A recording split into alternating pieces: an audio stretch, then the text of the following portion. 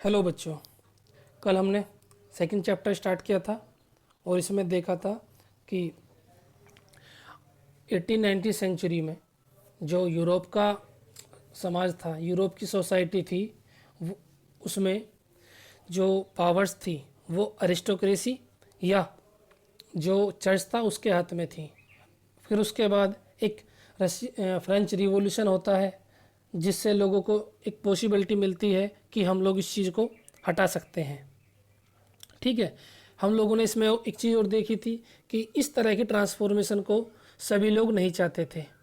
इसमें अलग अलग आइडियोलॉजी वाले लोग थे जिनको हमने कंजर्वेटिव, लिबरल और रेडिकल कहा था, उनकी आइडियोलॉजी के अकॉर्डिंग। इसमें देखा था कि जो लिबरल थे वो सभी रिलीजन के लिए एक टॉलरेटेड सोसाइटी चाहते थे, मीन्स कि जिसमें सभी धर्मों का सम्मान हो, किसी एक धर्म के लिए जगह ना हो, मीन्स सभी को हो। इसमें देखा था कि जो लिबरल थे वो एक इलेक्टेड पार्लियामेंट्री गवर्नमेंट चाहते थे जो रिप्रेजेंटेटिव हो, ठीक है, उसके हाथ में अनकंट्रोल पावर ना हो। लेकिन लिबरल की एक कमी थी कि वो डेमोक्रेट नहीं थे, इट मीन्स कि वो यूनिवर्सल एडल्ट फ्रेंचाइजी के खिलाफ थे। दूसरे हमने देखे थे कि जो रेडिकल थे, रेडिकल जो थे वो एडल्ट फ्रेंचाइजी में विश्वास रखते थे। वो वुमेन के लिए भी चाहते थे कि उनको भी वोटिंग राइट मिले, लेकिन वो प्राइवेट प्रॉपर्टी जो थी उसके खिलाफ थे, जैसे कि लिबरल चाहते थे। लिबरल क्या करते थे? लिबरल बोलते थे कि वोटिंग राइट केवल उसको मिले जिसके पास प्रॉपर्टी है, क्लियर। लेकिन रेडिकल बोलते थे कि सबके पास वोटिंग राइट होना चाहिए, क्लियर। इसका ये मतलब नहीं कि प्राइवेट प्रॉपर्टी के खिलाफ थे, वो बोलते प्राइवेट प्रॉपर्टी हो लेकिन किसी एक के हाथ में इतनी ज़्यादा ना हो। तीसरे थे कंजर्वेटिव। कंजर्वेटिव इन दोनों की आइडियोलॉजी से ही मैच नहीं करते थे। वो चाहते थे कि कुछ भी सुधार ना हो, जैसा है वैसा ही बना रहे, क्लियर। उसमें उसके बाद लगभग 19 सेंचुरी के आते आते जो कंजर्वेटिव थे उन लोगों को भी ये लगने लगा कि कुछ ना कुछ तो सुधार होने चाहिए, इतना निरंकुश या एक तरीके से बिल्कुल बंद होना सही बात नहीं है। ठीक है, कल हमने इतना जाना था। आज हम देखेंगे कि जो हमारी इंडस्ट्रियल सोसाइटी है, यानी कि जो 1870 के बाद में इंडस्ट्रियलाइजेशन आया है, उससे किस तरह समाज में चेंजेस आए या किस तरह उसने इन पर इम्पैक्ट किया। मैंने आपको बताया था कि फ्रेंच जब रिवॉल्यूशन पढ़ाया था उसमें आप लोगों ने जाना कि जो थर्ड स्टेट था जिसमें आपके बिजनेसमैन, शॉपकीपर या बच्चे कुचे पीजेंट, फार्मर सब आते थे ना, उसमें कुछ लोग पढ़े लिखे हुए, उनके पास थोड़ी वेल्थ आई, वो ट्रेडर वगैरह बन गए, ओवरसीज ट्रेड करने लगे। ठीक है, तो जो जिनके पास थोड़ा पैसा आ गया था, उसके बाद दूसरी एक बात कि जब नेपोलियन को हराया गया 1815 में, उसके बाद जो पावर्स थी वो भी थर्ड स्टेट के उन्हीं लोगों के पास आई जिनको हमने मिडिल क्लास भी बोला था उस टाइम, क्लियर। तो अब इन लोगों ने क्या करा, इन लोगों ने अपने आप को एक्सपेंड करने के लिए इस चीज़ को इंडस्ट्री लगानी स्टार्ट कर दी। पहले वो ट्रेडर थे, अब वो बन गए इंडस्ट्रियलिस्ट, मीन्स उन्हें लगा कि इंडस्ट्री लगाकर हम ज़्यादा पैसा कमा सकते हैं। मीन्स ये जो 16 to 18 का समय है ना, 16 सेंचुरी से 18 सेंचुरी का, इसको बोलते हैं बेटा ट्रांजिशन एज। इस वक्त क्या हो रहा था कि जो फ्यूडल सिस्टम था, जो पहले सामंतवाद था, वो ख़त्म हो रहा था धीरे धीरे यूरोप में या पूरी दुनिया में बोले, ठीक है। और दूसरा कैपिटलिज्म आ रहा था। कैपिटलिज्म क्या है? कैपिटलिज्म है कैपिटल को ध्यान में रखकर किया गया काम। कैपिटल यानी मनी। अब यानी मनी का मतलब क्या है कि मैं किस तरह मुनाफा कमा सकता हूँ, किस तरह पैसे कमा सकता हूँ, उस चीज़ को ध्यान में रखकर मैं जो भी काम करूँगा वो है कैपिटलिज्म, ठीक है। इंडस्ट्रियलिज्म इसी का एक टूल है। कैपिटलिज्म अगर ध्यान में होगा तो मुझे याद आएगा, ठीक है मैं इंडस्ट्री लगा लेता हूँ, इससे मेरा बात बन जाएगी, ठीक है। दूसरा हो सकता है मैं कॉलोनिज्म करूँ, यानी कि कहीं पर कॉलोनी बनाऊँ कि वहाँ से एक्सप्लॉयटेशन करूँगा, वहाँ की जो भी संपत्ति हो उसको खींचूँगा और अपनी फैक्ट्री में यूज करूँगा, ठीक है।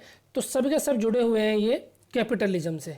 कैपिटलिज्म दिमाग में होगा तभी हम किसी पर रूल करेंगे, वहाँ की जो भी संपत्ति है उसको लेंगे, इंडस्ट्री में लगाएंगे, क्लियर, तो जिससे हमें पैसा मिले। तो फ्यूडलिज्म के बाद आया था कैपिटलिज्म, ठीक है। कैपिटलिज्म में भी इंडस्ट्रियल कैपिटलिज्म, कैपिटलिज्म के भी 3 पार्ट है। पहला आया था इंडस्ट्रियल कैपिटलिज्म, ठीक है, और जो एक मिनट सॉरी, अब कैपिटलिज्म आया तो इसने इंडस्ट्रियलिज्म आया। तो इंडस्ट्रियलिज्म से क्या हुआ कि नई नई इंडस्ट्री बनी, जहाँ इंडस्ट्री बनेगी वहाँ पर लोग बाग आएंगे काम करने के लिए, ठीक है। छोटी छोटी नई नई सिटीज़ या बस्ती बनेगी। अब जो फैक्ट्री बनेगी तो उसके गुड्स के लिए इधर उधर रेलवे की ज़रूरत भी पड़ सकती है, इवन पड़ेगी ही, गुड्स को इधर उधर करना है ट्रांसपोर्टेशन के लिए। तो इस तरह जो नई सिटीज़ बनी या नई फैक्ट्रियाँ लगी, उसमें क्या हुआ कि उस वक्त के जो भी पॉपुलेशन थी उनको सबको इंडस्ट्री में खींच लाए। जो बच्चे थे, जो भी वुमेन थी या जो भी लोग थे। कारण उसका एक दूसरा भी था कि इस वक्त चल रही थी लड़ाइयाँ, और लड़ाइयों में जो होता है, जो भी थोड़ा शक्तिशाली पावरफुल लोग है, थोड़ा ताकतवर है, उसको भेज दिया जाता है सेना में, उसकी उधर डेथ हो गई। तो जो लोग बचते हैं उन लोगों के पास इतनी शक्ति नहीं होती या इतना सामर्थ्य नहीं होता या इतना पैसा नहीं होता कि वो किसी ज़मीन पर खेती करें, वहाँ पे बीज लगाएं या उसको इरिगेट करें, मतलब पानी वगैरह दें, ठीक है। एक ही काम बचता है मजदूरी का।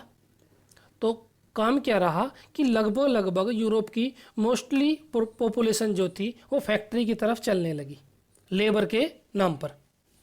अब पॉपुलेशन अगर हमारे पास लेबर ज़्यादा हो जाएगी तो ऑटोमेटिक है कि जो इंडस्ट्रियल है, यानी कि जो फैक्ट्री का मालिक है, वो अपनी मनमानी करेगा, क्लियर। वो अपनी मर्जी से उसे पैसे देगा, अपनी मर्जी से काम लेगा, उसको पैसा भी कम मिलेगा। तो होता क्या था कि एक ऐसे स्लम एरिया बन गए छोटे छोटे फैक्ट्रियों के पास, जहाँ पर उन लोगों की जो स्थिति थी वो इतनी अच्छी नहीं थी। दिक्कत क्या थी कि जो अनएम्प्लॉयमेंट तो था ही, जब मर्जी करे जब वो निकाल देगा। उसके अलावा पैसे उनको कम मिल रहे हैं, ज़्यादा घंटे काम करना पड़ रहा है। तो इस तरह की सिचुएशन में वो लोग अपना जीवन बड़े मुश्किल से गुजार रहे हैं। इन सब बातों को ध्यान में रखकर जो लिबरल थे और जो रेडिकल थे, उन लोगों ने सोचा कि इनके कुछ सुधार किए जाएं, ठीक है, इनके जो हालत है इस हालत को सुधारा जाए। अब कुछ लिबरल और रेडिकल भी थे जो फैक्ट्रियों के मालिक थे, उन लोगों ने एक मूवमेंट वगैरह चलाए कि भाई इनके लिए कुछ अच्छा करें। जैसा कि आप नीचे देख रहे हो, ये उसी टाइम की एक पिक्चर या फोटो है जिसमें आप देख सकते हो किस तरह का उस टाइम समाज था लंदन के अंदर, क्लियर। अब इसमें क्या था कि जो लिबरल और रेडिकल थे वो जो ओल्ड एरिस्टोक्रेसी या और पुराना जो समाज था उसमें जो बाय बर्थ उनको राइट मिलते थे उसके वो खिलाफ थे। वो चाहते थे कि आदमी की जो वैल्यू है वो उसके इंडिविजुअल एफर्ट पर बने। इस तरह उन्होंने कुछ मूवमेंट चलाए। अब इन मूवमेंट में उन लोगों का एक ही डिमांड थी या उन लोगों का एक मोटिव था कि अगर जो पुअर पीपल है, मीन्स जो गरीब है, उसके पास अगर पैसा होगा, ठीक है, और वो थोड़ा सा समृद्ध होगा तो ज़्यादा बेटर कर सकता है इंडस्ट्री के लिए। अगर वो अच्छा होगा, शक्तिशाली भी होगा तो ज़्यादा अच्छा काम करेगा, अपने बच्चों के ऊपर ध्यान देगा, जो भी चीज़ें हैं उनका ये मानना था। इस तरह के इस विचारधारा को या इस आइडियोलॉजी को लेकर उन्होंने कुछ मूवमेंट चलाए और धीरे धीरे जो वहाँ का लेबर क्लास था वो सभी का सभी इन्हीं मूवमेंट से जुड़ गया। हर लोगों ने अपने अपने मूवमेंट चला रखे थे, रेडिकल या जो भी थे ये। तो वहाँ की जो पॉपुलेशन थी लेबर, वो किसी ना किसी मूवमेंट से या किसी ना किसी ग्रुप से जुड़ी हुई थी। अब एक और बात जो आप लोगों ने देखा कि फ्रेंच रिवॉल्यूशन में 1815 में नेपोलियन की हो जाती है डेथ, क्लियर, वाटरलू के लड़ाई में।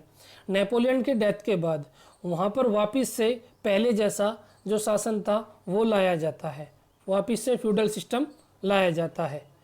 अब जो नेशनलिस्ट थे वो इसी बात से मूवमेंट थे कि जो पुरानी चीज़ है वो हटे और नहीं आए, सबके लिए इक्वल राइट्स हों, सभी सिटीजन बराबर हों। ठीक है, अब इस बात में भी देखो, इस बात में भी ये कुछ कॉमन है कि ये जो लोग थे जिनके पास कम पैसा था या गरीब थे, इनके लिए अलग से वो थे रूल्स कि आपको ज़्यादा घंटे काम करना है, ऐसी गंदी बस्ती में रहना है। तो इन तीनों लोगों की कुछ कॉमन बातें रहीं। तो इस तरह जो नेशनलिस्ट थे वो भी लिबरल और रेडिकल के साथ आ गए, और इन लोगों ने जो समृद्ध हो रहे थे, फिलहाल थर्ड स्टेट चल रहा है अब टारगेट में, क्योंकि जो क्लर्जी वगैरह थे या नोबल्स थे वो कहीं ना कहीं पीछे हट गए थे, या पीछे क्या, वो फ्रंट लाइन में नहीं थे। ये जो थर्ड स्टेट के जो लोग थे जो समृद्ध हुए थे, इनको फ्रंट लाइन पर रखने के लिए कुछ मूवमेंट चले। इन्होंने सोचा कि अब रिवॉल्यूशन किया जाए, इन लोगों को हटाया जाए। ठीक है, जो नेशनलिस्ट थे वो भी चाहते थे कि वो अच्छा हो। इसी तरह का एक नेशनलिस्ट इटली में भी था जिसका नाम था ग्यूसेप मैजिनी। ठीक है, वो भी यही मूवमेंट चला रहा था कि जो थर्ड स्टेट ने दोबारा से इंडस्ट्रियलाइजेशन की आड़ में, फैक्ट्रियों की आड़ में वापस से वही चीज़ अपनाई है, उसको ख़त्म किया जाए। क्लियर? आज यहीं तक छोड़ते हैं, कल नेक्स्ट टॉपिक पढ़ेंगे। ठीक है, कि किस तरह सोशलिज्म यूरोप में आता है। आज कैपिटलिज्म देखा कि कैपिटलिज्म आ चुका है। क्लियर? यानी फैक्ट्रियाँ लगने लगी हैं।